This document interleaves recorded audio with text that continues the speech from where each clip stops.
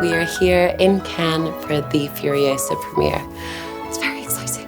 We started talking to Maria Grazia a couple of months ago, and we just wanted something really beautiful, really classic, timeless, that reflected the glamour of Cannes. Pour Cannes 2024, pour la montée des marches, cette robe qui est faite pour Anya Taylor-Joy, Maria Grazia a voulu partir sur l'input d'une robe d'archives de Monsieur Dior qui date de 1957. Une construction classique à la Dior, c'est-à-dire un jupon, le bustier, le volume.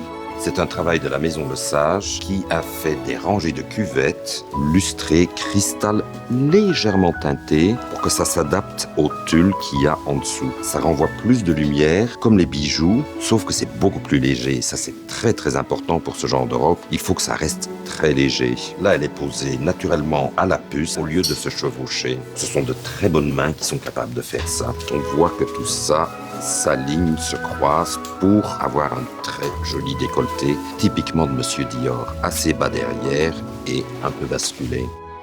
For my makeup look, we were inspired by kind of the timeless glamour of it all. So we wanted to go for a very clean eye and then like a bold lip.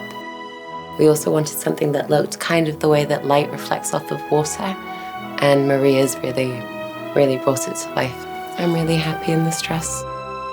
I'm about to go on the red carpet to see the movie with like a full sound system for the first time. When you care about something so much, it's excitement and nerves and all of the things put together. I'm looking forward to seeing where the night takes me.